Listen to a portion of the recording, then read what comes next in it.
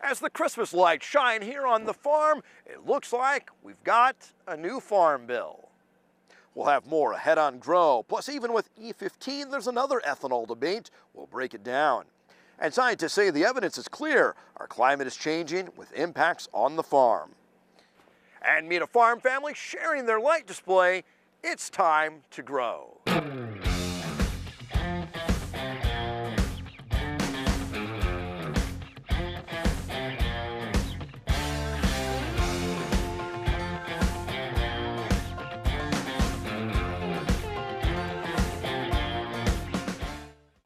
It's official. Congress has finally reached an agreement on the Farm Bill, and that's our top story. Agriculture Committee members released a statement this week saying, quote, "We're pleased to announce that we've reached an agreement in principle on the 2018 Farm Bill. We are working to finalize legal and report language as well as CBO scores, but we still have more work to do. We are committed to delivering a new Farm Bill to America as quickly as possible." End quote. National Corn Growers President Lynn Crisp from right here in central Nebraska issued a statement.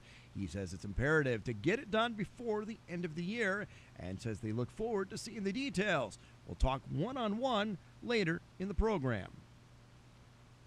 And the Nebraska-based Center for Rural Affairs also weighing in.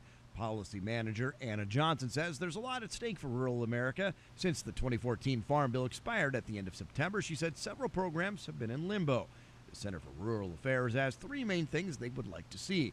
First, a farm bill that closes loopholes in program payments and brings greater fairness to commodity programs to better use taxpayer dollars.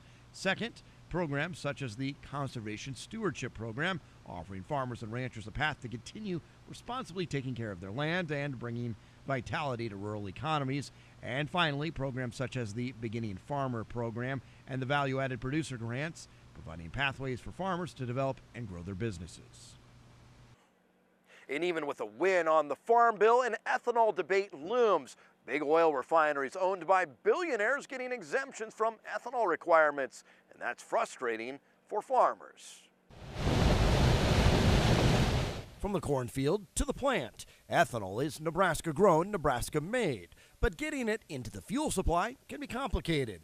Oil refiners are required to add ethanol, but some have taken an exemption farmers say was intended for small refineries. If they could prove that it was an economic hardship, there was an out for them. Well, there's been big companies that have turned in those hardship requests and they've been granted.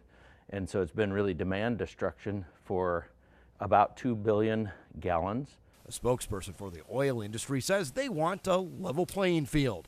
In the words of Sabrina Fang of the American Petroleum Institute, if exemptions are granted, EPA should reduce the overall volume requirement and not increase the obligation for non-exempt refineries. End quote.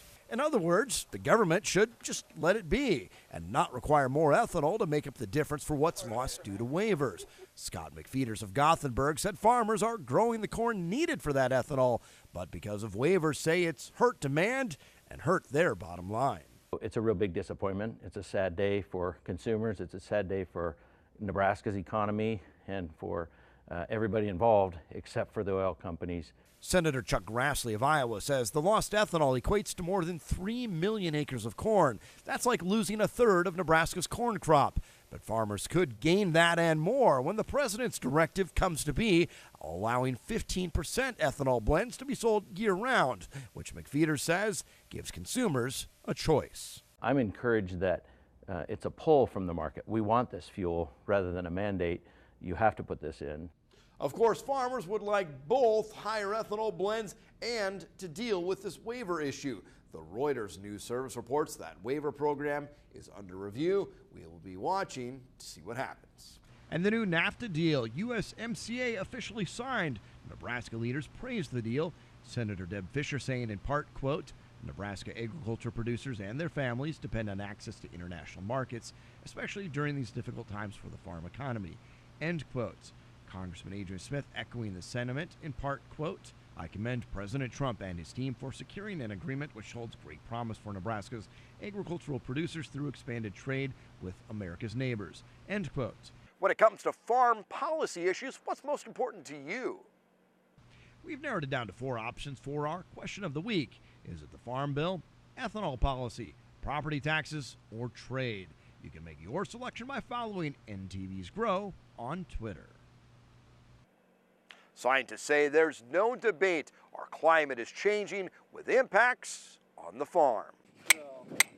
Putting up fence so cattle can graze. It's not easy work when temps are in the teens. A new report says Nebraska could see more drought, flooding, heat, and hail as a result of climate change. That's not the way natural weather patterns go, because they're so extreme. What farmers like Jim Knopick are experiencing will be more common, says the state climatologist. Warmer during the growing season, more extreme heat events, and what sort of impacts will that have to our crop production? Martha Shulsky says Nebraska is already known for its wild weather, but she says the fourth National Climate Assessment further reinforces the work scientists have done, as she says a state like Nebraska is affected. These changes do translate into real impacts for animal agriculture, for row crop agriculture, for grazing, and so forth. The report came out days after President Trump tweeted about the cold, saying, "Whatever happened to global warming?" Scientists insist the effects of greenhouse gas emissions have been known for more than a century, and along with changes to land use, they say the impacts are clear. There is no political motivation here, that we're all driven by our science and our field and helping people understand what's going on, and we feel a real sense of duty and a sense of purpose into translating this information for them so that they can make the best informed decisions.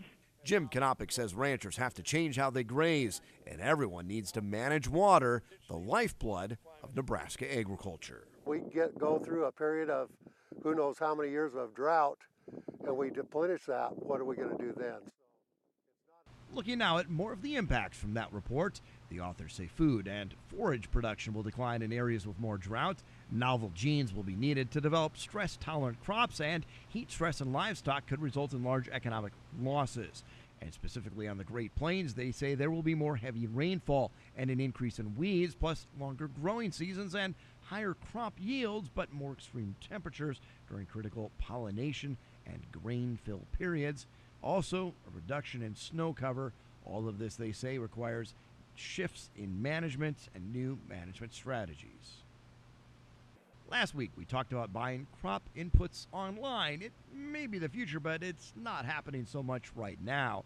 Less than a quarter of those responding to our poll say they plan to buy seed or other inputs online for the 2019 growing season. Next, if Barnes could talk, this one would have quite a story to tell. And later, the farm family from a small town with a big light display.